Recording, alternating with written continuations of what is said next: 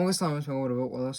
დღეს მე ვისაუბრებ კაუჩუკის პლასტელინზე. ეს ბოლო პერიოდია ძალიან გაპიარდა არაგვზე კაუჩუკის პლასტელინი და მინდა აგიხსნათ როგორ მომავზაოთ ახალ პირობებში, რანაირად გავაკეთოთ, როგორ გავაკეთოთ და ასე და ასე შემდეგ. მე აქ წარმოადგენილი მაქვს რამოდენიმე უკვე გამომსრალი მზადმდგომარეობის სატყუარად კაუჩუკი.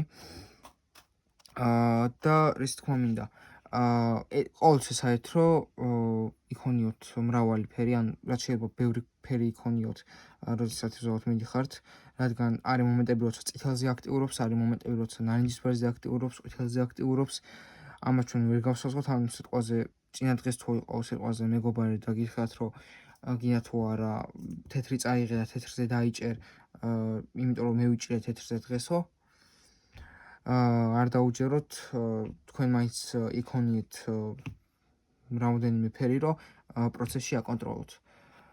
შეიძლება ერთი კვირა იაქტიუროს თეთრზე, მეორე კვირა იაქტიუროს ნარინჯისფერზე, მესამე კვირა იაქტიუროს ხან თეთრზე, ხან ნარინჯისფერზე, მაგრამ ჩვენ ვერ გავსაზღვრავთ, ეგ თევზია დამოკიდებული.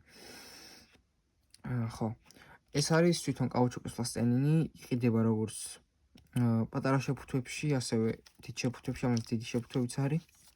ბიუჯეტსაც შეეხება თითო ცალობით ღირს 80 თეთრი ღირს დიდი შეფუთვა და პატარა შეფუთვა ღირს 30-დან 40 თეთრამდე დაახლოებით და 12 ცალიანი შეფუთვებიცაა, რომლებიც ღირს დაახლოებით 3-4 ლარი.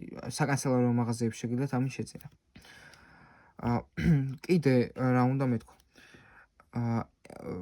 შეგიძლიათ გააკეთოთ ესეთი პატარა ბურთულები. შეგიძლიათ გააკეთოთ ბრტყელები, აი ესე დააბრტყელოთ და ესე გამოვაშროთ.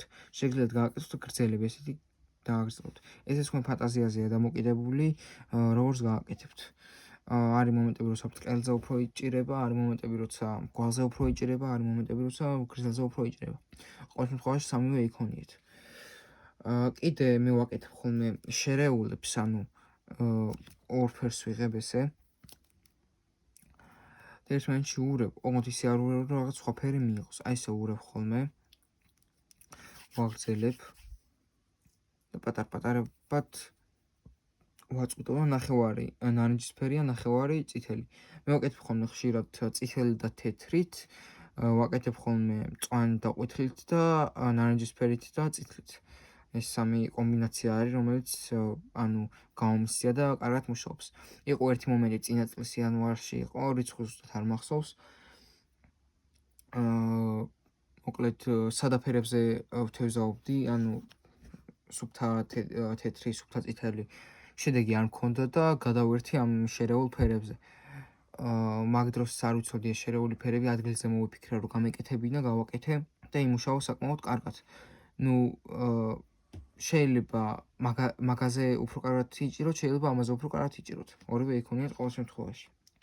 რაც შეეხება გამოშრობის პრინციპს, მე ვაშრობ ხოლმე გამათბობელთან, ან ფურცელს ვიღებ ხოლმე და ფურცელზე ვყრი ხოლმე და გამათბობელთან ვტოვებ ხოლმე დაახლოებით 5-6 საათი, საკმარისი არის, რომ კარგად გამოშრეს. ოთახის ტემპერატურაზე დაახლოებით მთელი ღამე რო დატოვოთ, კარგად გამოშრება მეორე დილას.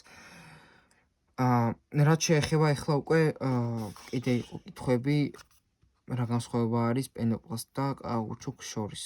პენოპლასტი, ვინც არიცით, არის აი ტექნიკა თუ შეგიძენიათ რაიმე, ტექნიკის ყუთში დევს ხოლმე ეგრეთ წოდებული, ეგრე მოიხსენებიან ქაფი ქვია, ეს ქაფი არის ზუსტად პენოპლასტი. ეს არის პენოპლასტი, ხან ამაზე უფრო აქტიურია ხოლმე, ხან ამაზე უფრო აქტიურია. მაგრამ მე რაც შევატყე, ამით რო ვთევზაობდი ერთი პერიოდი, სიტყვაზე ამაზე არ მქონდა კარგი აქტიურობა, არ შეინიშნებოდა. გადავერთი შემდეგ კაუჩუკზე და კაუჩუკზე უფრო კაი შედეგი მქონდა და რაც მივხვდი, ჩემი აზრით უფრო იმიტომ მქონდა ეგეთი შედეგი, რომ ამას აქ რაღაც კაუჩუკს აქვს ისეთი შემცველობა, რომ წყლის მოხვედრის შედეგად გამოყოფს რაღაც ფერს და გარშემო ფერს გამოყოფს და თევზის ყურადღებას იპყრობს და თევზი პირს კიდებს. შეიძლება ეგეც იყოს მაგის გამომწვევი მიზეზი. რაც შეეხება ნემსკავებს. ნემსკავები უმჯობესია გამოვაყენოთ პატარა კაუჩუკთან და პენოპლასთან პატარა ნემსკავი, დიდ კაუჩუკთან და პენოპლასთან დიდი ნემსკავი, რადგან თუ სიტყვაზე ნემსკავი არის დიდი მსხვილი მართული და პატარა კაუჩუკი გავუკეთოთ, ხო? მონტაჟს ვერ აწევს ეს ჩვენი კაუჩუკი ან პენოპლასტი იმ სადავოს ვერ აწევს შუა ნაწილში, რომ იფარფატოს. როგორც მოიხსენებათ, არა თუ კაუჩუკს არომატი და მაგიტო კიდებს თევზი პირს, არამედ თევზის ყურადღებას იპყრობს მისი ფარფატით. როდესაც ჩვენ ჩავაგდებთ მონტაჟს, ეს სადავე რვადის წყლის შუა ნაწილში დინება ამ ჩვენ კაუჩუკს ან პენოპლასტს აფარფატებს და ეს ფარფატი იწვევს თევზის ყურადღებას, იქცევს და პირს კიდებს თევზი. პატარა ნემსკავს პატარა კაუჩუკი ჩვეულებრივად აწევს, დიდ ნემსკავს დიდი კაუჩუკი ჩვეულებრივად ასწევს. ეგენიც უნდა ვაკონტროლოთ. თუ ჩვენ დიდზე დავუყენებთ, პატარა ვერ აწევს, ფარფატი წარიქნება და ანუ ისეთი შედეგი არ გვექნება, როგორც სიტყვაზე პატარას რო დავუყენებთ, პატარა უფრო დიდი შედეგი გვექნებოდა, ვიდრე ეგრე გავუკეთებინა. აჰა. სულ ეს იყო მეგობრებო, რის თქმაც მინდა ვადღეს. რაიმე კითხვები თუ გაგიჩნდებათ, აუცილებლად დამიწერეთ კომენტარებში და მომწერეთ. ყველანაირად ვეცდები, რომ დეტალურად აგიხსნათ და გაგარკვიოთ ამ თემაში. მადლობა ყურადღებისთვის და ნახვამდის.